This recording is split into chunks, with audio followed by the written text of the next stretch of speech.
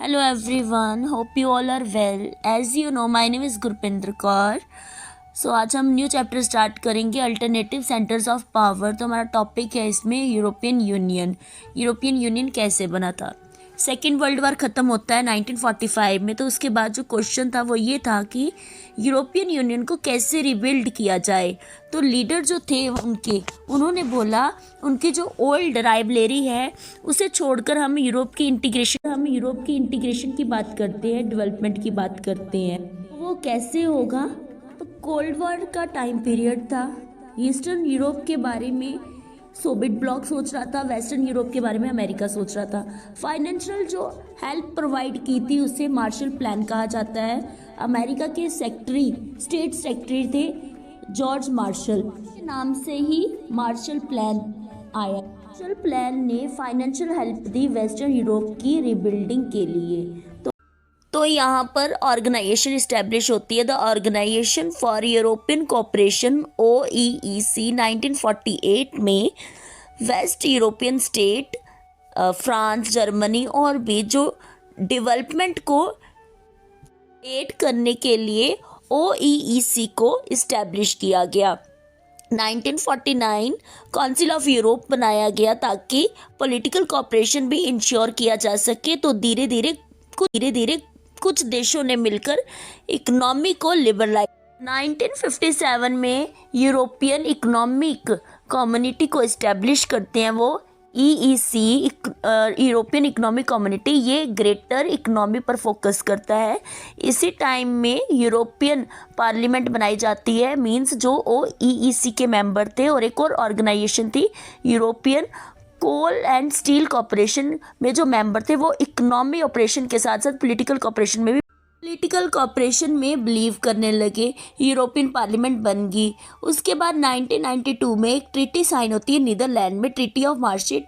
उसमें ये तय किया जाता है कि हम एक यूरोपियन यूनियन बनाएंगे। यूरोपियन यूनियन जब बनी थी ना, तो वो डिफरेंट कंट्रीज से मिलकर बनी थी। वो सब मिलकर एक नेशनल स्टेट में सुपर नेशनल स्टेट की तरह काम करने लगे।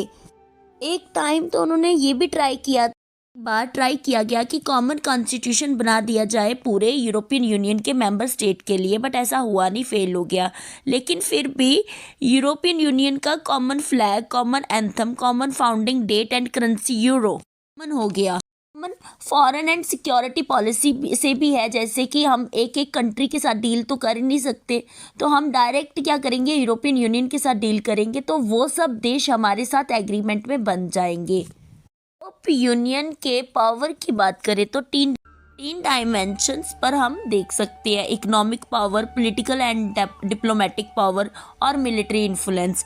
इकोनॉमिक इन्फ्लुएंस की बात करें तो 2016 का डेटा जो था, इस टाइम पे ब्रिटेन हम यूरोप के साथ था, तो इनका जो GDP था वो ज़्यादा था। यूरोप की इकोनॉमी जो है वो वर्ल्ड की सेकेंड बिगेस्ट इकोनॉमी है। US डॉलर के बाद एक और मजबूत करेंसी जो है वो है यूरो। वर्ल्ड ट्रेड शेयर में यूरो का शेयर यूनाइटेड स्टेट्स से ज़्यादा है।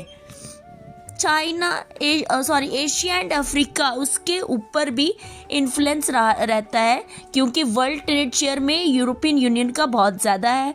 वर्ल्ड ट्रेड ऑर्गेनाइजेशन WTO में यूरोप यूनियन की बार्गेनिंग पावर भी बढ़ जाती है। क्यों बढ़ जाती है? क्योंकि इनका वर्ल्ड ट्रेड शेयर ज़्यादा है। ट्रीटी ऑफ मास्ट्रिच, इसका जो मेन ऑब्जेक्टिव थे वो ये थे कि यूरोपियन यूनियन का फ्लैग बनाया गया। फ्लैग में 12 स्टार जो सर्कल की शेप में है वो सॉलिडेरिटी को दर्शाती हैं। यूरोपियन यूनियन की करेंसी यूरो, ये इसके मेन ऑब्जेक्टिव थे।